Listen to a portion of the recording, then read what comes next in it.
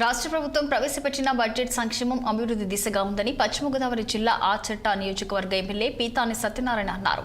గత ప్రభుత్వం అప్పు దొరికితే చాలు అన్న ధోరణితో వ్యవహరించిందని, కోట్లాది రూపాయల అప్పులు చేసి రాష్ట్ర ఖజానాకు గండి కొట్టిందని ఆరోపించారు. దాదాపు 70,000 కోట్ల లోటుతో బడ్జెట్ను వదిలి వెళ్లొద్దని విమర్శించారు. ఇక మాజీ ముఖ్యమంత్రి వైఎస్ జగన్మోహన్ రెడ్డి పాలనలో రహదారులు సహా అభివృద్ధి పనులు నిలిచిపోయాయని, ప్రభుత్వ ఆస్తులను తాకట్టు పెట్టి అప్పులు తెచ్చారని విమర్శించారు. మొన్ననే 14వ తారీఖున రాష్ట్ర ప్రభుత్వ రాష్ట్ర బడ్జెట్ని ప్రవేశపెట్టిన సందర్భంగా ప్రజాహితమైన బడ్జెట్ని ప్రవేశపెట్టేందుకు ప్రత్యేకంగా చంద్రబాబు నాయుడు గారి తరఫున ఫైనాన్స్ మంత్రి కేసీ గారు ప్రవేశపెట్టిన ప్రజాహితమైంది. ఇటు సంక్షేమం అభివృద్ధి ప్రధాన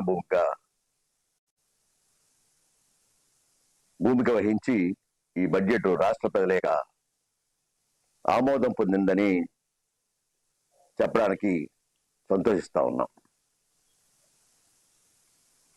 ఉదాహరణకి గత ప్రభుత్వంలో వడ్డీ లెక్కలేదు, అప్పు దొరికితే చాలు అద్దులు లేని వడ్డీ రేట్లతోటి జగన్మోహన్ రెడ్డి గారు అప్పులు తెచ్చిన సందర్భంగా దాన్ని కూడా సవరించడానికి ఈనాడు బడ్జెట్లో ప్రతిపాదించిన సందర్భంగా చూసినట్టయితే రాష్ట్ర ఖజానాకి గండులు పెట్టినా, దోపిడీ చేసినా దాన్ని సరిచేసే బాధ్యతని ఏ ప్రభుత్వం వచ్చినా సరిచేయాలని ఆలోచనతో చేస్తున్న ఒక కార్యక్రమం ఈనాడు చంద్రబాబు నాయుడు గారి కూటమి నాయకత్వంలో చంద్రబాబు నాయుడు గారిని, పవన్ కళ్యాణ్ గారి ఆలోచనకి